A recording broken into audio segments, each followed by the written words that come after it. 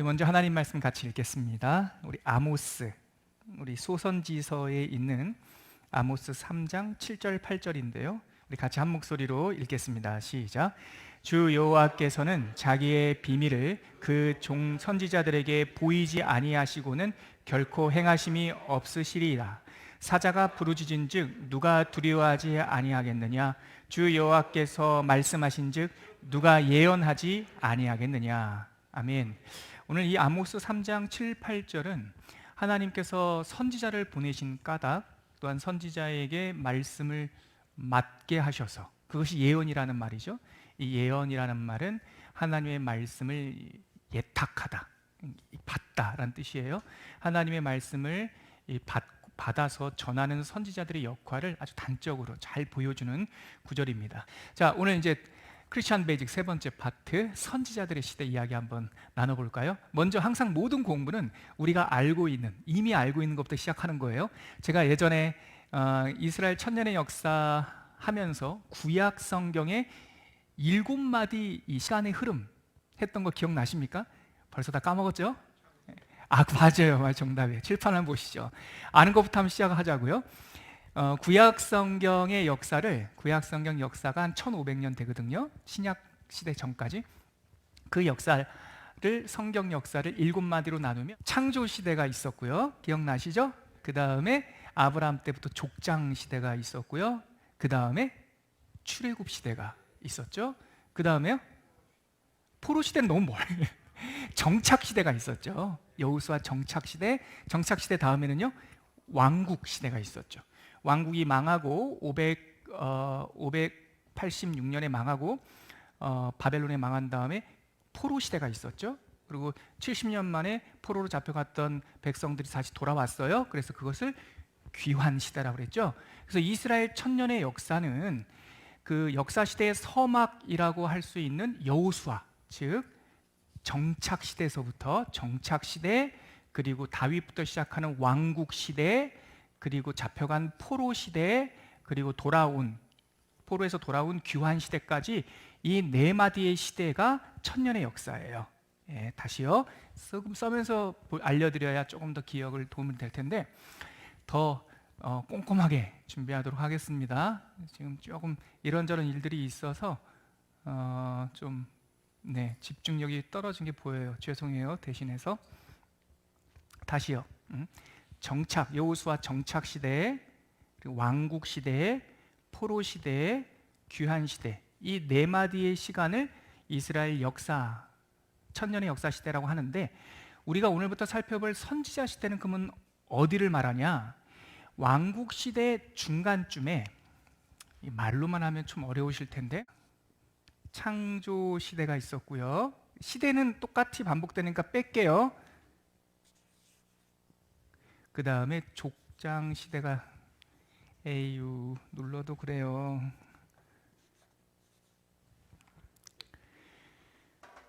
아이고, 다른 거 없어요, 펜?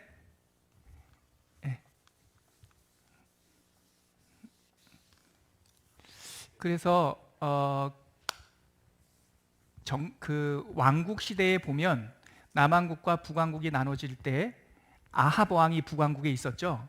아합 왕 때부터 이 7마디 중에 맨 마지막 귀환 시대까지, 아합 왕이 BC 870년, 예수님 오시기 870년 전, 그리고 마지막 선지자가 활동했던 말라기가 BC 430년. 그러니까 이 기간은 440년 정도 되는 기간. 440년 그 기간을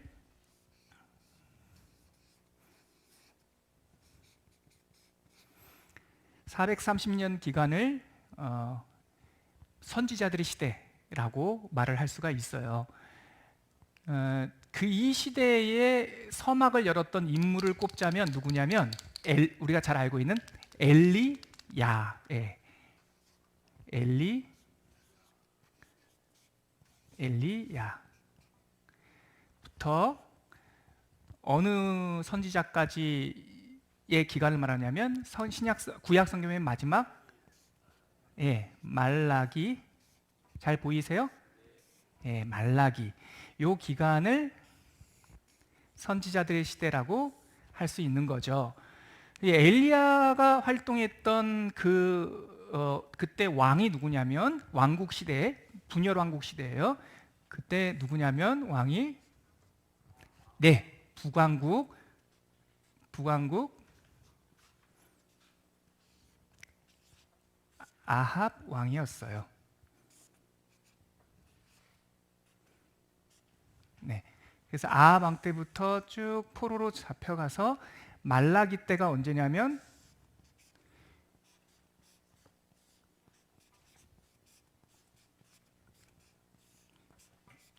귀환 시대였어요. 그래서 요 기간 430년을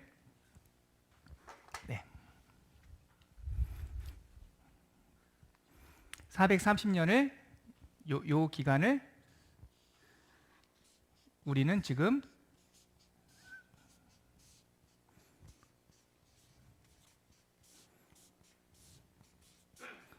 선지자들의 시대라고 부르면서 성경으로 말하면 우리가 가지고 있는 성경으로 말하면 엘리야 그리고 그의 제자 엘리사 요때를 비롯해서 요때가 우리가 가지고 있는 성경으로는 열왕기상부터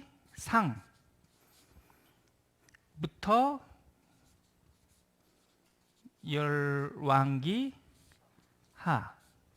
퀴즈 할 때 이거 나오겠네요. 열왕기상 17장에 엘리야가 등장을 해요.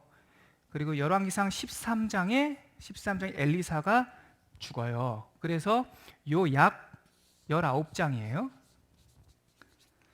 17장에서 22장까지 또한 13장까지 해서 17, 18, 19, 20, 21, 22 6장 그리고 여기 13장 그래서 총 19장 열왕기상, 열왕기하에 나오는 이 19장에 두 사람이 나오고 우리 성경 이야기 하는 거예요. 그 다음 선지자들은 자기 이름을 가지고 있는 책이 한 권씩 있어요. 그거를 기록 선지자라고 그래요.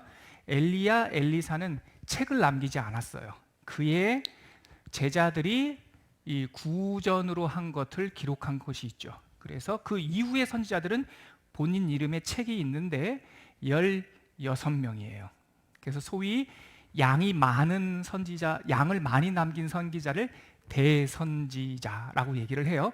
그분들이 활동이 위대했기 때문에 대선지자라고 오해하지 마시고 분량을 많이 남겼어요.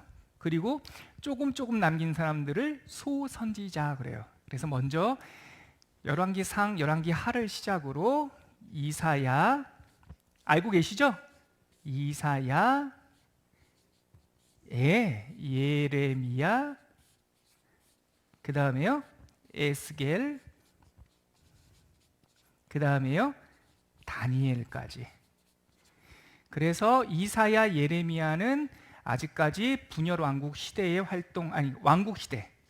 예레미야는 남왕국, 그러니까 시대에서 활동했던 사람이고 에스겔과 다니엘은 맞습니다. 포로 시대 때 이 바벨론에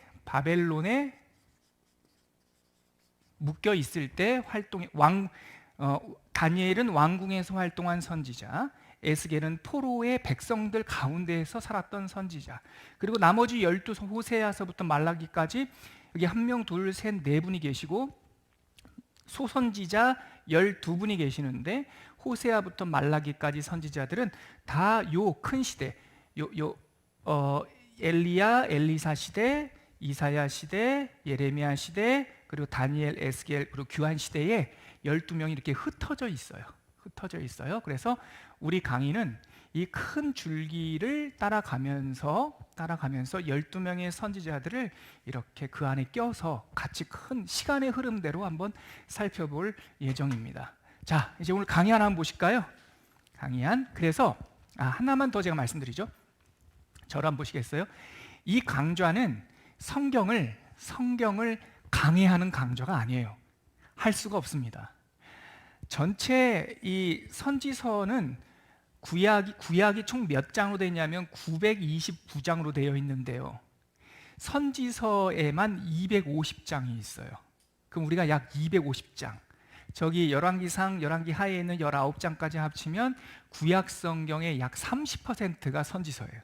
이거를 이 6시간 만에 6번 1시간씩이니까 6시간 만에 250장을 다 푼다? 못해요. 그거는 못해요. 그러면 이 시간에 뭐 하냐?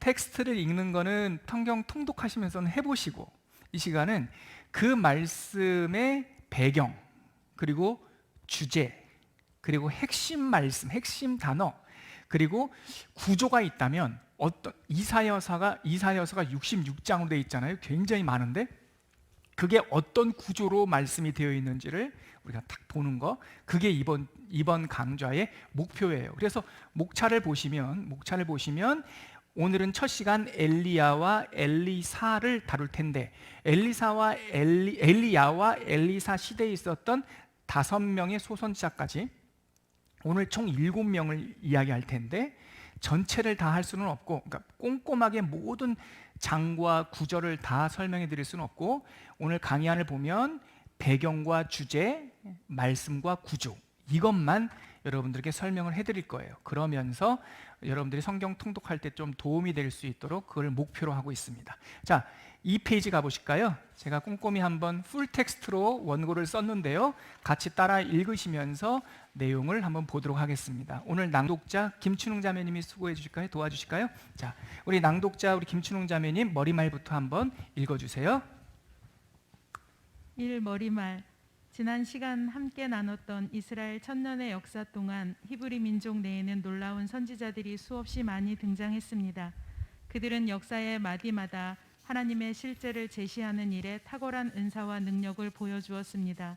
하나님의 실제를 제시한다는 말이 낯설게 들릴 수 있습니다.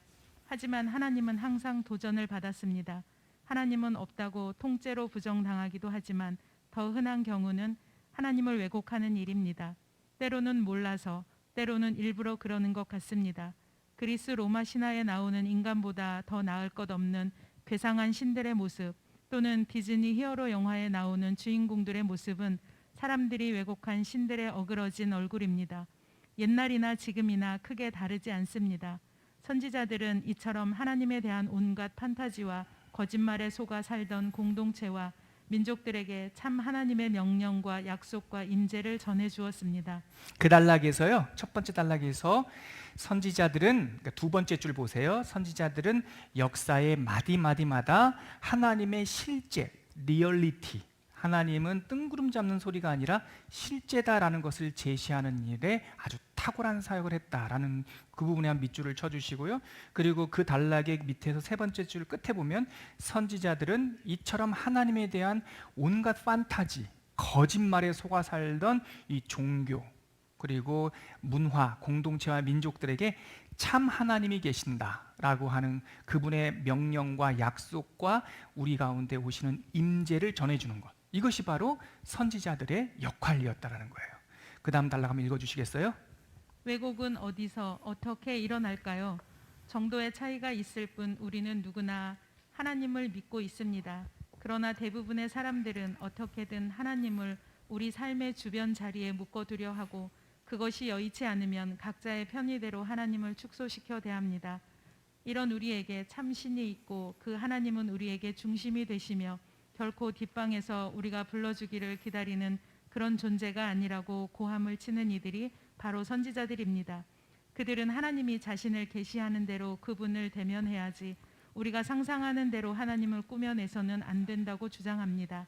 우리가 상상하는 하나님을 만드는 것, 선지자들은 그것이 우상숭배라고 소리를 지릅니다. 하나님을 어떻게 왜곡시킬까요? 그 두 번째 줄을 보면 많은 사람들은 하나님을 축소시켜요.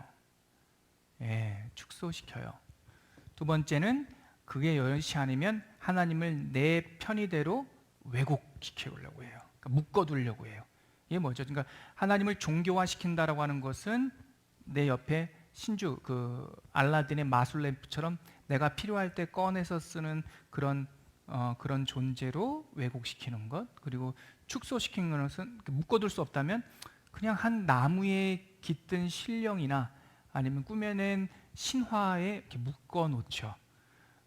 근데 그런 모든 것들을 깨우치는 사람들이 선지자들이고, 선지자들의 공통된 말을 한마디로 말하면 하나님은 니네들이 생각하는 그런 상상의 존재가 아니다. 이제 그거를 계속 말하고 싶은 거죠. 세 번째 단락 한번 읽어주시겠어요? 물론 이 광자에서 우리가 선지자들의 시대라고 명명하는 기간 이전에도 선지자들이 있었습니다. 그 중에는 이름난 사람도 있고 그렇지 않은 이들도 있을 수 있습니다.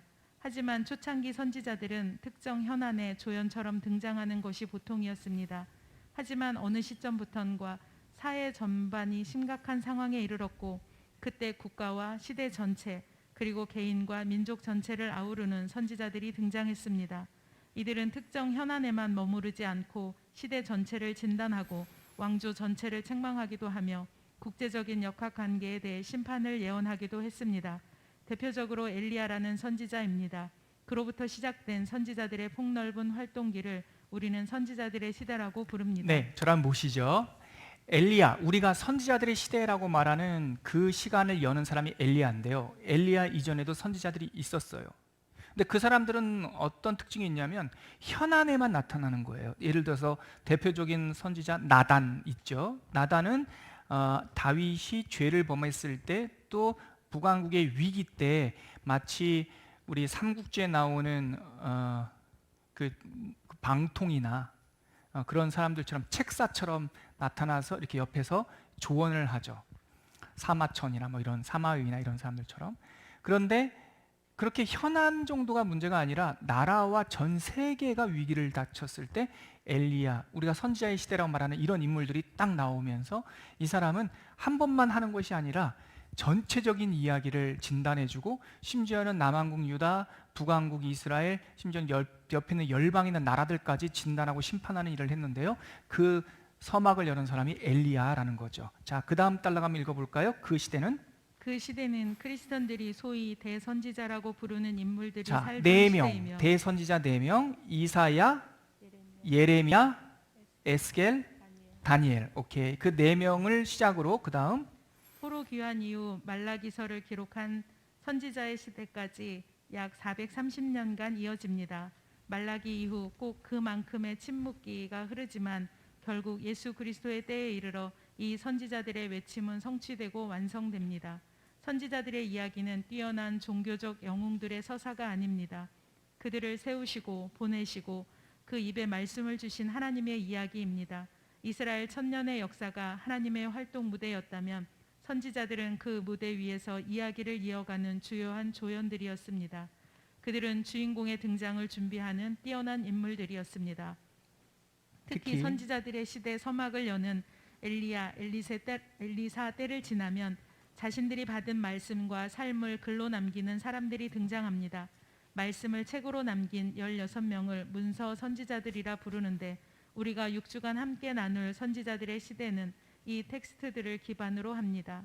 이들은 지금도 살아계신 하나님의 실제를 깨닫고 순종하는 데 없어서는 안 될 길잡이들입니다. 자, 이 서론, 이 머릿말에서 중요한 키워드는 선지자들은 우리가 상상하고 우리가 묶어두려고 하고 우리가 축소시키는 하나님을 아니 하나님이 중심이지, 하나님이 실제지라는 것을 우리에게 계속 깨닫게 해주는 사람들인데, 이 선지자들은 예전에 현안의 어떤 한 현안을 이렇게 조언하는 선지자들도 있었고, 그리고 엘리야부터 시작할 때 엘리야부터는 한 현안이 아니라 전반적인 국제 정세 전반적인 이야기를 나누는 일을 했고, 그리고 엘리야 이후에 그 기록 선지자라는 사람들이 등장하는데, writing prophet이라고 해요. 그러니까 자기가 받은 말씀, 구술로 전한 이야기들을 글로 남기는 사람들이에요. 이 글로 남기는 사람들의 시작이 누구냐면 이사야예요. 이사야 선지자부터 말라기까지. 그래서 대선지자 4명, 말라기 소선지자 12명 해서 총 16명의 기록 선지자가 있는 거죠. 그래서 우리가 가지고 있는 성경 후반부에는 이분들의 기록이고, 이 시간들은 약 430년이고, 이 430년의 기간은 왕국기 끝부분에서 포로기 70년, 돌아와서 귀환기까지 그 세 시대에 걸쳐서 이분들이 활동을 하게 되는 거죠. 그러면 이 선지자 시대를 여는 엘리야 선지자 이야기, 그리고 엘리야는 빼놓을 수 없는 그의 제자 누가 있습니까? 엘리사. 자, 강의 안에도 있지만 그래도 이름을 알아야 우리가 이분의 이야기를 만나기가 편하니까 하나 먼저 말씀드리고 강의 안으로 가자면, 선지자들의 특징이 있어요. 선지자들은 그의 이름이 그가 전했던 메시지나 그가 처해 있던 시대를 이렇게 드러내요. 그래서 엘리야는 뭐냐면, 엘리 들어보신 분들은 아시죠? 엘리 이거 번역하면 뭘까요? 엘 하나님, 리 나의 하나님은, 야는 여호와란 뜻이에요. 여호와, 야훼를 짧게 말하면 야예요. 그러면 그의 제자 엘리는 이제 알겠죠? 나의 하나님은, 사는 뭘까요? 사는 뭐를 축약한 말일까요? 예수, 구세주를 여호수아, 다 같은 말이에요. 여호수아, 예수와 호세아, 예수 다 같은 말이에요. 구세주란 뜻이에요. 나의 하나님은 구원자시다. 나의 하나님은 여호와뿐이다. 그 이름을 가진 엘리사가 북왕국 아합 시대에 아주 전국적으로 그 고대 근동을 다 아우르면서 영권을 가지고, 어떤 조언자로서가 아니라 영권을 가지고 주도적 사역을 하게 되죠. 오늘 그 선지자의 시대의 서막을 여는 두 사람의 이야기를 같이 한번 보겠습니다. 우리 페이지 3페이지 한번 가볼까요?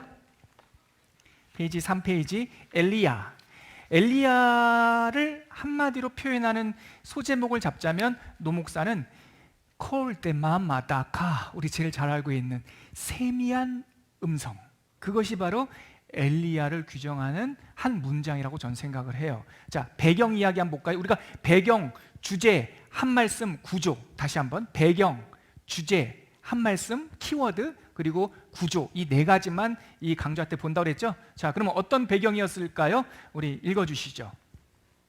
배경, 너는 그리 시냇가에 숨고. 성경에서 선지자라는 말이 처음 등장하는 곳은 아브라함의 이야기에서입니다. 그 말은 히브리어 나비를 번역한 것인데, 말하는 이, 말씀을 맡은 이라는 뜻입니다. 하나님의 말씀을 듣고 길을 떠난 아브라함을 설명하기에 전혀 이상한 별명이 아닙니다. 곧 선지자들이란 하나님의 말씀이 들리지 않던 시대에 그의 목소리를 듣고 메시지를 받은 사람들입니다. 거기 한번 밑줄 치면 좋겠죠? 선지자들이란 하나님의 말씀이 들리지 않던 시대에 그의 목소리를 듣고 메시지를 받은 사람들입니다. 그 다음, 엘리야, 이 이름은 그의 예언자적 증언을 요약합니다. 대부분 선지자들의 이름은 그가 전했던 메시지와 주제적 연관성이 있습니다. 나의 하나님은 여호와시다. 엘리는 나의 하나님이라는 뜻이며, 야는 여호와의 줄임말입니다. 모세 때에 처음 알려주신 여호와라는 이름은 보통의 일반 명사가 아니라 사건과 추억, 그리고 인격이 버무려진 고유한 이름입니다. 엘리야는 그 이름이 사라질 위기에 처했던 중대한 시기에 여호와 신앙을 회복시키기 위해 세워진 인물입니다. 당시 사람들이 신을 몰랐던 것은 아닙니다. 엘리야가 등장하던 북왕국 아합 왕의 시대는 어느 때보다 종교적인 시대였습니다. 산마다 산당이 세워졌으며 바알과 아세라를 비롯한 온갖 종교들이 수입되었습니다. 하지만 그 모든 것은 꾸며낸 판타지였고 속임수였습니다. 그렇죠. 어쩌면 가장 종교적 시대가 그때가 아니었을까, 그렇게도 보는 거죠. 온갖 표현이 좀 거칠지만 좀 양해해 주십시오. 온갖 잡신들이 북왕국 이스라엘에 다 수입되던 시대죠. 나에게 도움만 된다면 산의 신, 물의 신, 강의 신, 풍요의 신, 다산의 신, 온갖 건강의 신, 온갖 신들이 다 들어왔죠. 여러분, 이렇게 잡다한 것들이 복잡하게 만든다라고 하는 것은 진짜가 없다는 뜻이다. 오늘 우리 주일 예배 때도 나누었죠. 그때 하나님이 없었던 거예요. 고유한 하나님. 여호와, 이스라엘 사람들에게만 계시하신 그 이름. 제 친구이자 동역자였던 이성애 교수는 그 여호와라는 이름으로 영국에서 박사학위를 받았는데요, 그의 10년 가까이 된 연구를 한마디로 요약할 때 여생 책사보 이렇게 설명하더라고요. 역시 우리 한국 사람들은 요약하는 걸 너무 탁월해요. 여호와라는 이름은 유대인들, 이스라엘에게만 고유하게 있는 역사적 이름이에요. 책에 기록된 이름이 아니라 함께 살면서 경험한 이름이에요. 그것을 여호와, 예흐예, 아쉐르 예흐예라고 하는 이 야훼라고 하는, 나는 I am who I am, 나는 존재한다, 나는 스스로 있다라는 이 이름의 뜻이 뭐냐면, 여호와는 생명 주시고 책임져 주시고 사랑해 주시고 보호해 주신다. 강의 들으셨어요? 그 강의에서 이 얘기하죠? 예, 그분 트레이드 마크예요. 예, 그래서 이 이야기가 좀 우스꽝스러워 보이지만 굉장히 중요한 메시지를 담고 있어요. 이스라엘 사람들에게 여호와 하나님은 뜬구름 잡는 신화에 등장하는 여러 신들 중에 한 명이 아니라 유일한 이름, 생명 주시고 책임져 주시고 사랑해 주시고 보호해 주시는 나의 하나님이라는 것이죠. 근데 그 이름이 사라질 위기에 처해 있던 아합 시대, 그 수많은 종교의 시대에 엘리야가 딱 등장하면서 디셉 사람 엘리야가 여호와만 하나님이시다, 이것을 표현했던 것이죠. 그 다음 우리 주제 한번 볼까요? 주제, 자 3페이지 강의한 주제 한번 보시죠. 2번 주제 시작. 주제, 나의 하나님은 오직 여호와뿐이시다. 첫 대선지자 엘리야의 등장은 갑작스럽고 뜬금없습니다. 길르앗에 우거하는 자 중에 디셉 사람 엘리야가 아합에게 말하되, 내가 섬기는 이스라엘의 하나님 여호와께서 살아계심을 두고 맹세하노니 내 말이 없으면 수년 동안 비도 이슬도 있지 아니하리라. 그는 이스라엘 땅에서도 오랫동안 변두리로 취급받던 길르앗의 출신의 그의 본적은 이곳에서 처음으로 언급되는 디셉이라는 무명의 마을이었습니다. 이후 얻게 될 그의 명성과는 전혀 어울리지 않는 그의 짧은 이력서는 그가 얼마나 무명의 사람이었는지를 보여주며, 반대로 이 무명의 사람을 사용하시는 하나님의 손길에 우리를 집중하게 만듭니다. 그리고 그의 첫 설교는 17자의 단어로 된 한 문장이었습니다. 그의 첫 설교가 뭐냐면, 아까 내가 섬기는 그 열왕기상 17장 1절에도 그 1절에서도 절반, 내가 섬기는 이스라엘 하나님 여호와께서 살아계심을 두고 맹세하노니 내 말이 없으면 수년 동안 비도 이슬도 내리지 아니하리라. 히브리 원어로 보면 이게 딱 17단어로 되어 있어요. 17단어의 단어를 가지고 길르앗에 살고 있는 디셉 출신의 완전 무명의 변두리 사람이 딱 17단어로 한 사람에게 설교해요. 아합 왕. 이것이 바로 엘리야 선지자의 등장이에요. 여러분 굉장히 중요해요. 마치 송곳 끝처럼 선지자는 위대한 일을 할 것 같지만, 선지자는 하나님께서 그 주권을 드러내시기 위해서 화려한 이력서의 사람을 쓰는 것이 아니라 변두리, 무명, 아주 여기에 처음 나오는 지명이 디셉이에요. 딱 쓰면서 딱 17단어로 한 사람에게 설교하는 것으로 선지자의 시작, 빵빠레가 빵 울리는 거죠. 굉장히 의미심장한 장면입니다. 그 다음요. 갑작스럽지만 군더더기 없는 그의 등장은 온갖 미사억으로 꾸며진 당시 종교와 분명한 대조를 이룹니다. 엘리야의 첫 설교를 들은 사람은 북왕국 이스라엘의 왕 아합이었습니다. 그는 시돈이라는 나라의 공주 이세벨과 정략 결혼을 맺었는데, 그녀로 인해 아합은 가나안의 신 바알과 아세라를 이스라엘의 공식 종교로 공포하기까지 했습니다. 이제 유일하고 인격적인 하나님, 여호와라고 불리는 하나님은 세상 여러 종교 중 하나로 취급되었습니다. 그때 엘리야, 곧 나의 하나님은 오직 여호와뿐이라는 이름의 선지자가 세상을 향해 진짜 하나님의 존재를 소리 높여 외쳤습니다. 네, 그럼 어떤 말씀이 키워드일까요? 열왕기상 18장 37절에 나오는 주 여호와는 하나님이심을 알게 하옵소서. 이 열왕기상 18장이 뭐냐면 우리가 잘 알고 있는 갈멜산에서의 영적 대결을 말해요.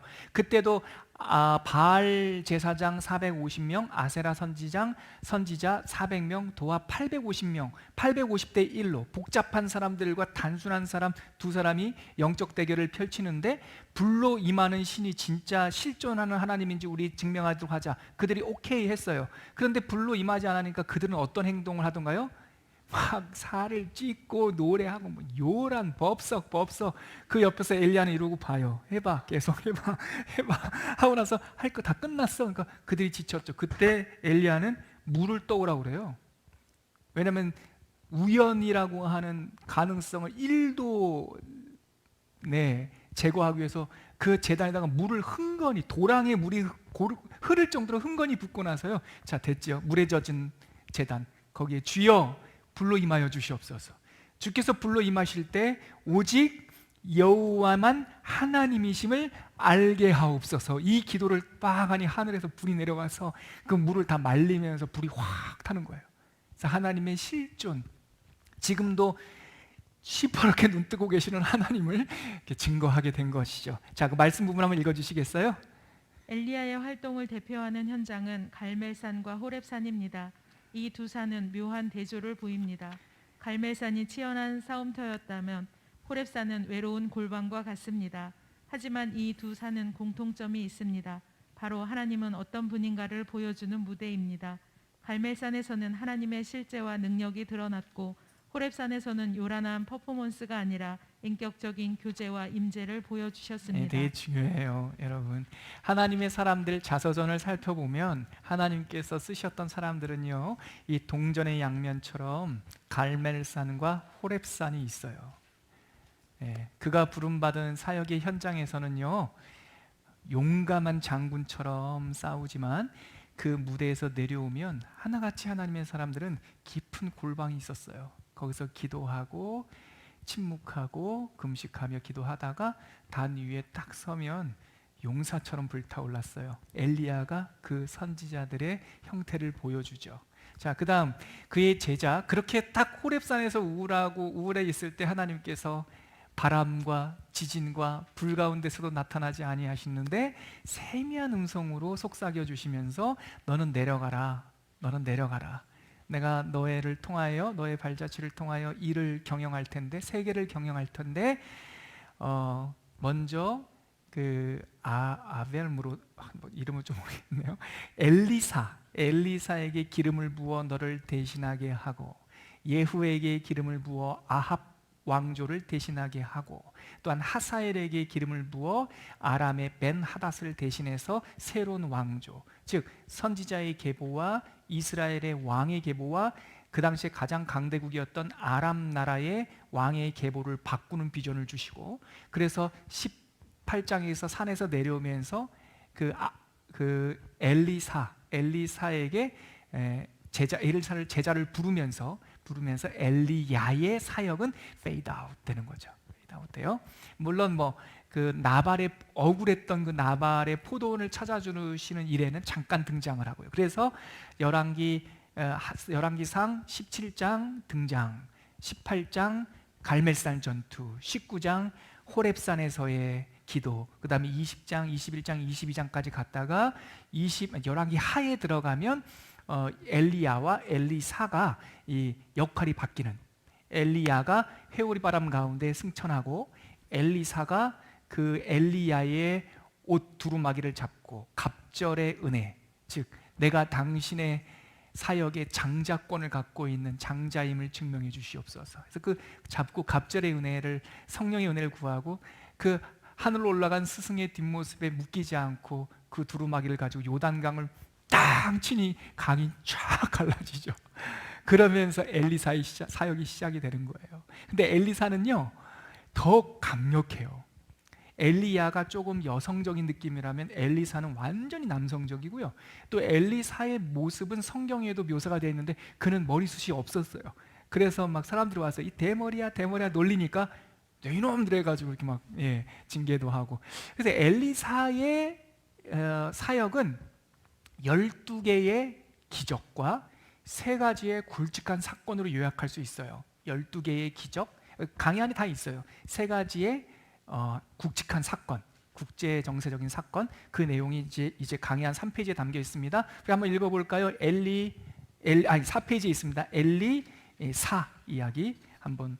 구조 얘기는 제가 방금 드렸던 말씀이에요. 구조 엘리사로 가죠. 4페이지에 엘리사. 엘리사, 기름을 부어 너를 대신하게 하라.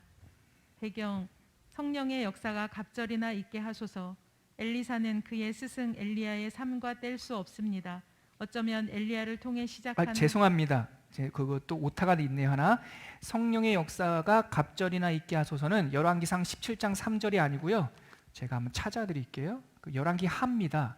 열왕기 하에서 엘리사가 엘리야에게 요구했던 그 내용인데요. 제가 그 구절 찾아드릴게요. 엘리야 먼저 찾으신 분도 알려주세요. 2장 9절입니다. 오타가 났어요. 배경 성령의 역사가 갑절이나 있게 하소서는 열왕기 하 2장 9절. 건너매 엘리야가 엘리사에게 이르되 나를 내게서 데려감을 당하기 전에 내가 너에게 어떻게 할지를 구하라. 그렇게 물으니까 제자 엘리사가 이르되 당신의 성령이 하시는 역사가 갑절이나 내게 있게 하소서 하는지라. 사명자들이여 소극적으로 살지 말고 갑절이나 있게 해달라고 기도하시기를 바랍니다. 주시는 분은 하나님이신데 구하기도 전에 주눅 들어서 내가 줄게 이러지 마세요. 그건 겸손이 아니죠. 정필도 목사님의 영감이, 조정빈 목사님의 영감이, 이규현 목사님의 영감이 우리 교회에도 갑절이나 있게 하여 주옵소서. 이렇게 기도하는 거죠. 이것은 능력을 더 달라는 뜻이 아니라 그 사명의 계승적 장자권을 말하는 거예요. 갑절이라고 하는 것은 네가 장자다 이 뜻이거든요. 자, 그다음 계속 한번 읽어볼까요? 엘리사는 그의 스승 엘리야의 삶과 뗄 수 없습니다. 어쩌면 엘리야를 통해 시작한 하나님의 이야기를 계승하는 연속적인 인물로 보아야 합니다. 엘리야가 하나님의 실제를 드러내는 사람이었다면 엘리사는 하나님의 일, 곧 다스림을 드러내는 사람이었습니다. 통치를 드러내는 사람이었죠. 엘리사 때에 이르러는 선지자의 영향력이 주변국까지 미치게 됩니다. 네, 그럼 어떤 주제를 엘리사의 사역에 담겨 있을까요? 그의 이름처럼 나의 하나님은 나의 하나님만 구원자시다. 그 뜻이죠. 자, 엘리사, 그의 이름 역시 그가 전했던 메시지를 요약해 줍니다. 사는 예슈아의 줄임말로 나의 하나님은 구원이시다는 뜻입니다. 스승이 하나님의 실제를 드러냈다면 제자는 하나님의 통치를 과감하게 선포했습니다. 하여 그의 생애에는 영권 충돌과 같은 기적 사건들이 많이 있었습니다. 이걸 엔카운터링이라고도 할 수 있고 또 엠파워링이라고도 할 수 있어요. 엘리사는요 영적 대결을 굉장히 많이 해요. 그래서 12개의 기적이라는 게 하나님이 어떠한 통치와 어떤 주권을 갖고 있는지를 강하게 선포해요. 그래서 엘리사는 한 13장 정도 사역을 열왕기 하에서 13장 정도 사역을 하는데 굉장한 놀라운 기적들을 일으켜요. 그 중에 대표적인 키워드를 뽑자면 열왕기 하 6장 7절에 있는 눈을 열어서 보게 하옵소서라고 하는 구절이에요. 이게 어떤 상황이냐면 엘리사가 사마리아에 있을 때 아람이라고 하는 그 당시 강대국이 자꾸 북왕국을 공격해서 속국으로 삼고 싶어 하는데 군대를 보내면 보낼수록 맨날 지는 거예요. 이런 일로 지고 저런 일로 날씨도 안 좋고 막 이러다가 거기에도 영적인 사람들이 있을 거 아닙니까? 그러니까 귀신들도 알거든요. 그래서 그 아람 왕에게 왕이시여 저 나라를 정복하려면 저 나라에 기도하는 사람 선지자가 있는데 저 사람을 먼저 결박해야 됩니다. 그 사람이 엘리사입니다. 그래서 벤 하닷이 군대를 엘리사를 포위하게 해요. 그래서 그 선지자 한 명 잡겠다고 그 당시에 강대국 요즘으로 말하면 항공모함과 스텔스 전투기와 당시의 병거 막 이런 걸 가지고 그 산을 둘러싸요. 그랬더니 엘리사는 태연자약하는데 그의 그 시종이었던 게하시가 막 청년이었을 때인데 너무 무서워서 벌벌 떠는 거예요. 그때 엘리사가 무섭게 벌벌 떠는 그 청년 게하시를 보면서 하늘 안에서 기도해요. 그것이 바로 열왕기하 6장 17절인데요. 제가 찾아서 한번 읽어드릴게요. 열왕기하 6장 17절 제가 읽어드릴게요. 기도하여 이르되 여호와여 원하건대 그의 눈을 열어서 보게 하옵소서 하니 여호와께서 그 청년의 눈을 여심해 그가 보니 불말과 불병거가 산에 가득하여 엘리사를 둘렀더라. 이 청년의 눈이 활짝 열리니까 이 영적인 눈이 열리기 전에는 아람 군대, 자기를 둘러싼 포위한 아람 군대만 보였는데 영적인 눈 하늘을 딱 보니까 하늘의 불말과 불병거, 하늘의 군사가 엘리사를 확 두르고 있는 거예요. 보면 평안해집니다. 보면은 우리 영적 세계를 보면 하나님의 영권과 주권을 알게 되죠. 엘리사의 이야기를 한마디 한 구절을 뽑자면 저는 이 구절을 뽑고 싶어요. 자, 그게 키워드 말씀이었습니다. 자, 읽어주시죠. 호렙산에서 하나님의 비전을 보고 그의 계획을 들은 엘리야는 산 아래로 내려와 첫 제자를 부릅니다. 그 사람이 엘리사인데 이 사람 또한 엘리야가 선택한 사람이 아니라 산 위에서 하나님이 지명해 준 인물이었습니다. 부요한 농부의 아들로 밭에서 일을 하던 중에 엘리사는 부름을 받았습니다. 스승 엘리야가 회오리 바람처럼 하늘로 울림을 받은 후 엘리사의 본격적인 사역이 시작되었습니다. 그의 생을 요약하는 메시지는 아람 군대에 둘러싸인 날 두려워 떨던 그의 시종을 안심시키며 했던 기도입니다. 불말과 불병거가 산에 가득하여 엘리사를 둘렀더라. 자, 구조는 어떤 구조가 있을까요? 아까 제가 2번 말씀드렸듯이 제가 왜 구조라는 걸 얘기하냐면 엘리야와 엘리사는 특별히 구조가 안 보여요. 근데 이제 기록 선지자들 있죠. 기록 선지자. 왜냐하면 엘리야와 엘리사는 전기식으로 적어요. 그러니까 그의 삶을 관찰한 거기 때문에 구조가 잘 안 보이죠. 이렇게 흐름이니까. 근데 이사야부터 말라기까지 16권의 성경은요. 구조가 있어요.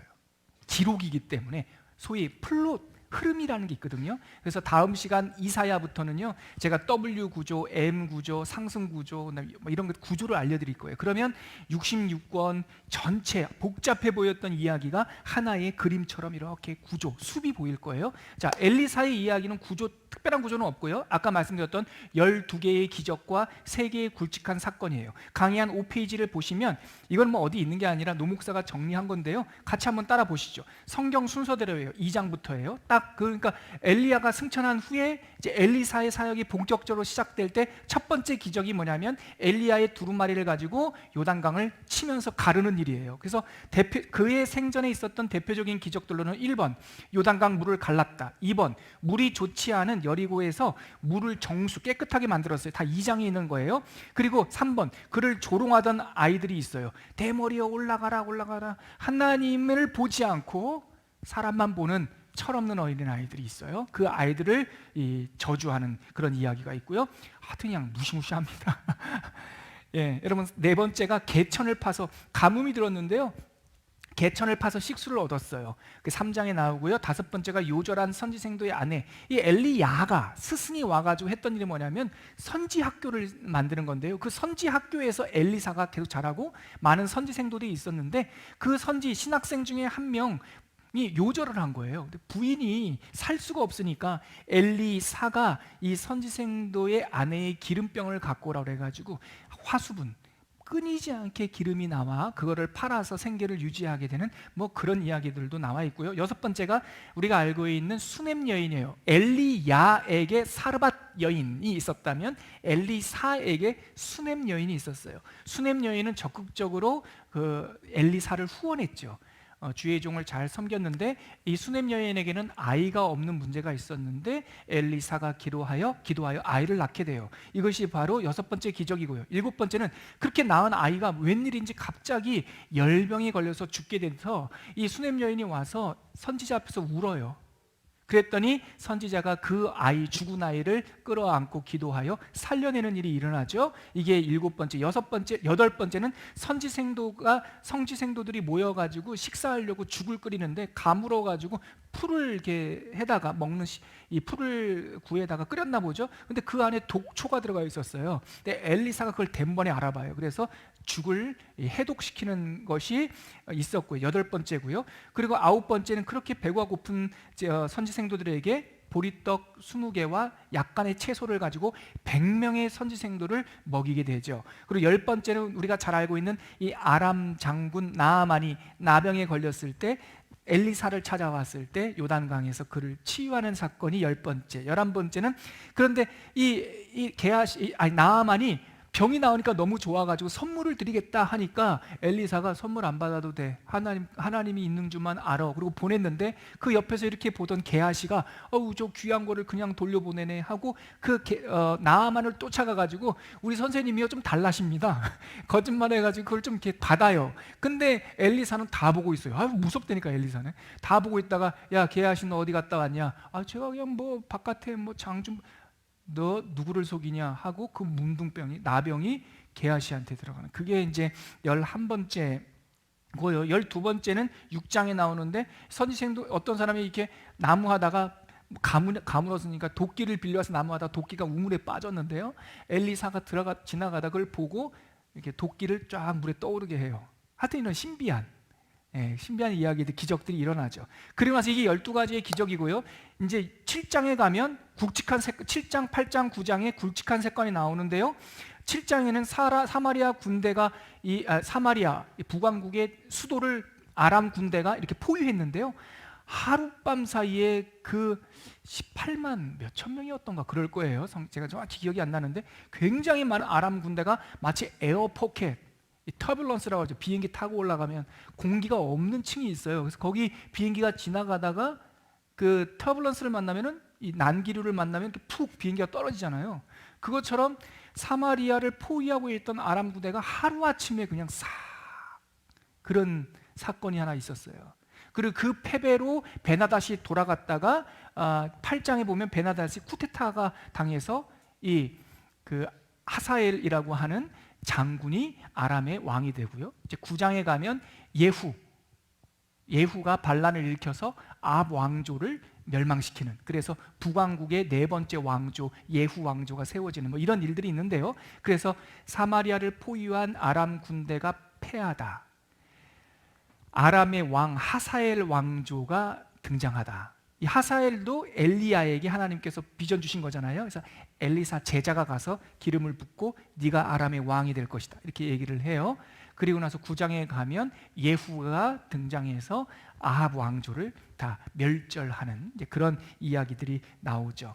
자, 이 시대에 살았던 동시대의 선지자들 12명의 소선지자들 가운데 순서를 따라 호세야, 요엘, 아모스, 오바댜, 요나까지가 이 시대에 서로 만난 기록은 없지만 이 시대에 비슷한 시대에 남쪽에서 북쪽에서 활동했어요. 자, 그 중에 먼저 우리 12선지서 머릿말은 각자 한번 읽어보시고요. 시간이 많이 돼서 우리 첫 번째 호세야라고 하는 선지자 이야기를 한번 짧게 볼까요? 우리 호세야 한번 읽어주시죠.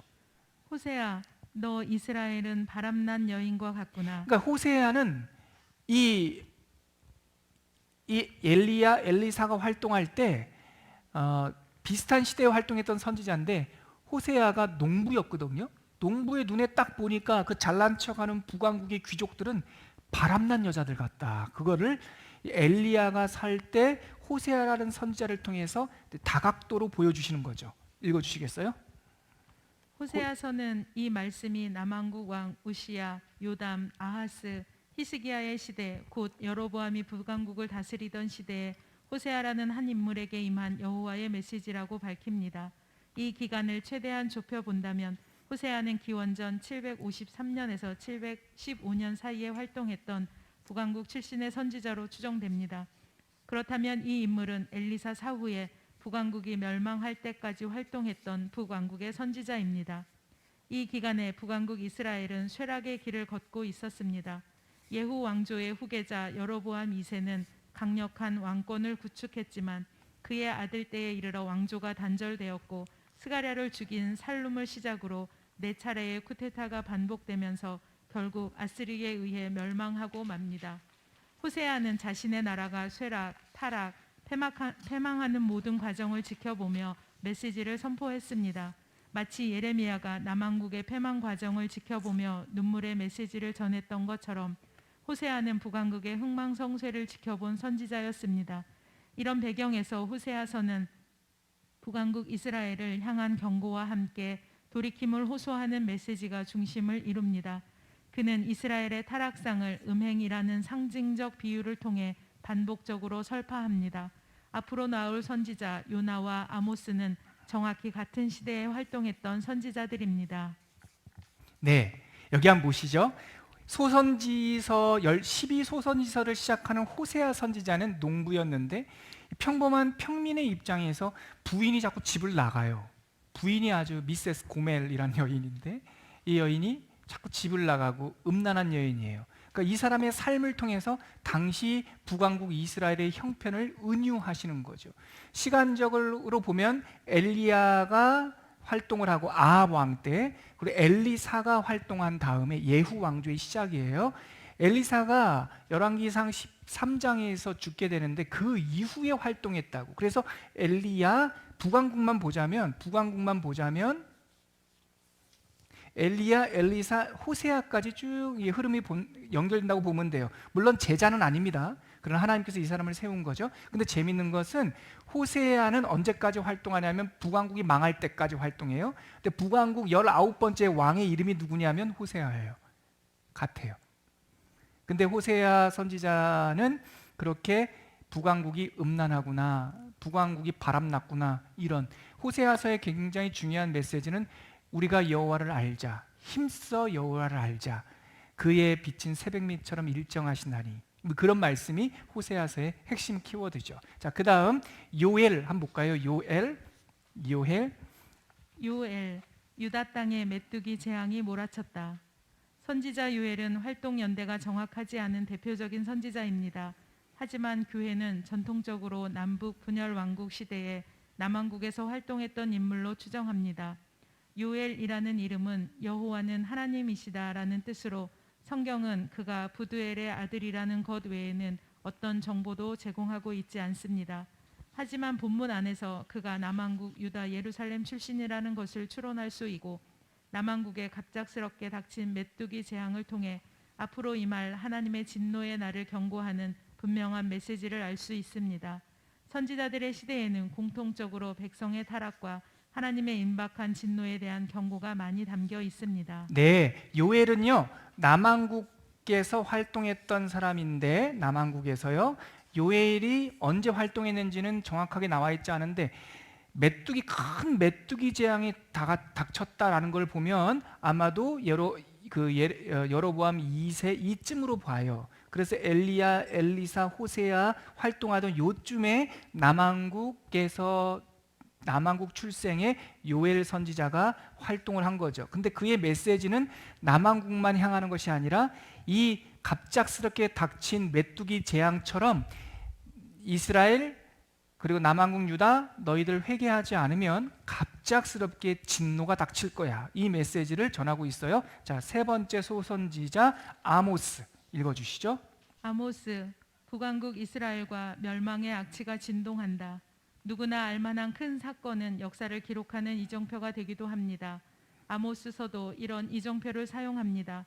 책의 첫머리에는 이 말씀이 여로보암 2세가 북왕국을 다스리던 시대에 발생한 큰 지진이 있기 2년 전에 드고와 목자 아모스에게 임한 말씀이라고 기록하고 있습니다. 여기 나와 있죠. 여로보암 2세. 그 여로보암 2세가 바로 이 호세아가 활동했던 시대예요. 예후 왕조, 예후의 손자. 여기에 여로보암 2세가 활동하는데 다 같은 시대에, 드고아는 남쪽 유다예요. 거기에 아모스라고 하는 이 뽕나무 농사꾼, 이 아까 호세아는 일반 농사꾼이라고도 보기도 하고 빵 굽는 사람이라고도 보기도 하고 뭐 그래요. 아무튼 아모스가 남쪽에서 활동을 했죠. 계속 읽어주세요. 많은 학자들은 그때를 대략 기원전 760년경으로 추정하는데 그렇다면 선지자 아모스는 엘리사 사후 호세아가 북왕국에서 활동하던 시대와 같은 시대입니다.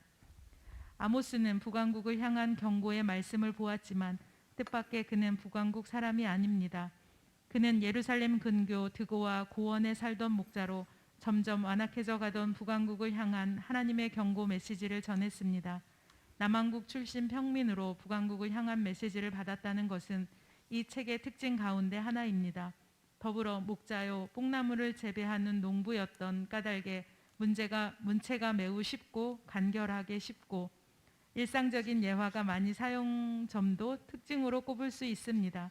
선지자 아모스는 과도하게 사치스럽고 자기애에 몰입되어 있고 가난한 사람들을 억압하던 이스라엘 귀족들에게 하나님의 정의와 공의를 선포합니다. 그는 짐을 짊어지다라는 뜻의 이름처럼 시대에 기울어진 정의의 저울추를 양 어깨에 짊어지고 시대로 발을 잡는 사역에 부름받았습니다. 준엄한 심판 메시지가 선포되지만 다른 선지자들처럼 결국은 하나님의 백성의 회복을 선포하며 끝을 맺습니다. 자, 여기 보세요. 북왕국이 가장 타락했던 여로보암 2세에 어떤 선지자들을 세워주시냐면 엘리야부터 엘리사까지 쭉 걸쳐오는 호세아를 통해서 니네들 그러면 큰일 나. 요엘을 통해서 야, 니네들 북왕국뿐만 아니라 남왕국 니네도 조심해. 이제는 아모스를 통해서, 이 사람은 드고와 남쪽 출신인데 우리식으로 말하면 우리는 나라는 분단 왕국, 북과 남 분단되어 있으니까 좀 더 이해하기 쉽죠. 남한 출신이에요. 근데 북쪽을 향해서 계속 회개해 이렇게 선포했던 거죠. 얼마나 다각도로 하나님께서 경고를 주십니까? 이제 망할 나라를 향해서 목자를 통해 빵 굽는 베이커를 통해서 또한 그리고 뽕나무 목자를 통해서 요엘을 통해서 뭐 계속 얘기를 하는 거죠. 근데 들어요, 안 들어요? 안 들어요. 이제 마지막 우리 그다음 오바댜 한번 볼까요? 오바댜, 형제의 환난을 조롱하는 에돔에게 화 있을진저. 모두 21절로 구성된 오바댜서는 구약 성경 가운데 가장 짧은 책입니다. 메시지의 주제도 비교적 명료합니다. 에돔이 유다에 선전포고를 했고 그 동기에 대한 하나님의 진단과 심판이 선지자를 통해 선포되는 내용입니다. 당시 남왕국 유다는 북왕국의 압박과 외세의 침략으로 많이 힘들어하고 있었는데 그 틈을 노려 먼 친척벌인 에돔이 선전포고를 해옵니다. 이 모습을 지켜보던 선지자 오바댜는 오히려 흉악한 마음을 품은 에돔의 멸망을 선포합니다. 자, 오바댜는 구약 성경에서 제일 짧은 성경이에요. 21절로 되어 있는데 이때 활동했어요, 오바댜는. 근데 이 오바댜가 심판 예언을 했던 사람들은 북왕국도 아니고 남왕국도 아니고 에돔이라고 하는 에서의 후손들이 세운 나라였는데요. 이 에돔이 북왕국, 남왕국이 자꾸 힘든데 그 틈을 타가지고 선전포고를 하고 들어와요. 그러니까 오바댜가 니네는 그러면 안 돼 그러면서 시처럼 예언을 해주세요. 이제 그게 오바댜서의 내용이고요. 그걸 이렇게 보면 그래서는 안 되었다라고 하는 운율과 같은 시처럼 예언이 선포돼요. 우리 이 첫 번째 시대의 마지막 우리 요나 아시죠? 우리가 잘 알고 있는 물고기 뱃속에 들어가서 니느웨에서 메시지를 전한 요나는 바로 여로보암 2세 때 북왕국에 살았던 선지자예요. 이 사람은 유명한 이름이 난 선지자였어요. 근데 하나님께서 이 유명한 사람, 무명의 사람 뭐 다 쓰시다가 결국은 안 되니까 결국은 또 요나를 유명한 사람을 들어서 이 사람은 어디로 보내요? 니느웨로 보내요. 니느웨는 어디예요? 나중에 북왕국을 멸망시킬 아수르의 수도예요. 일로 보내서 회개를 선포하죠. 자, 요나에 대한 내용 한번 읽어볼게요. 요나, 니느웨여 회개하라. 회개하지 못할 죄인은 없다. 남왕국 출신의 평범한 목자 아모스가 북왕국에게 회개를 선포하던 때에 북왕국의 한 인물은 전혀 뜻밖의 장소로 보냄을 받습니다. 이 사람은 비둘기라는 뜻의 이름을 가진 요나입니다. 여로보암 2세가 다스리던 기원전 8세기는 북왕국 역사상 국력이 가장 강성했던 시기입니다. 그때 이스라엘 북동쪽 티그리스 강변에 기반을 둔 아수르가 세력을 모으고 있었는데 요나는 약 40년 후에 고대 근동의 패권국이 되는 아수르의 수도 니느웨로 가라는 신탁을 받습니다. 요나는 그곳에서 하나님의 진노와 회개를 선포해야 했습니다. 이 시대를 넓은 시점으로 보면 비슷한 시기에 하나님은 40년 후에 불행하게 만날 두 나라, 곧 북왕국 이스라엘과 아수르의 회개를 동시에 요청하고 있었던 이 말이 것입니다. 뭐냐면 요나가 니느웨의 회개를 선포할 때 아직까지 아수르는 강한 패권국은 아니었어요. 아람이라고 하는 나라가 흔적이 있었거든요. 근데 하나님께서 40년 후에 이 아수르가 커져서 이 아수르가 결국은 BC 722년에 북왕국을 멸망시키잖아요. 근데 그때는 이 마수가 드러나지 않았죠. 근데 하나님께서 두 나라에게 다 회개를 선포하는 거예요. 회개하지 못할 나라는 없어요. 근데 결국은 두 나라가 이 40년 후에 만나서 이 북왕국 아수르가 북쪽에 있는 패권국 아수르가 북왕국 이스라엘을 멸망시키게 되죠. 그 이야기를 제가 좀 짧게 요약을 한 겁니다. 자, 그러나 한 시점을 살아가는 개인으로서 하나님의 명령과 역사를 도저히 이해할 수 없었던 요나는 먼 곳으로 도망가려 하지만 결국 강권적으로 니느웨를 향한 하나님의 사역을 감당하게 됩니다. 네, 여기까지요. 지금 열왕기 성경으로 보자면 얼마나 많은 성경을 지금 지나왔냐면요. 열왕기상 17장에서 22장, 열왕기하 1장에서 13장, 그리고 호세아, 요엘, 아모스, 오바댜, 요나까지 이렇게 해서 쭉 한번 살펴봤습니다. 여러분 아까 다시 말씀드렸듯이 성경은 다 여러분들이 읽으셔야 됩니다. 저는 큰 흐름만 보여드린 거고요. 다음 주에는 이제 이 선지자 시대를 서막을 여는 엘리야 엘리사 이야기 이후에 등장하는 남왕국 귀족 출신의 선지자 이샤 구세주라는 뜻이고 야 여호와, 여호와는 우리의 구세주라는 이름을 가진 이사야 선지자와 그의 동시대를 살았던 선지자 몇 명을 함께 나눠보려고 하는데요. 여러분 갖고 계시는 강의 7페이지에 보면 12명의 서선지자들을 시대 순서대로 제가 다이어그램을 한번 그려본 거고요. 참고하시고요.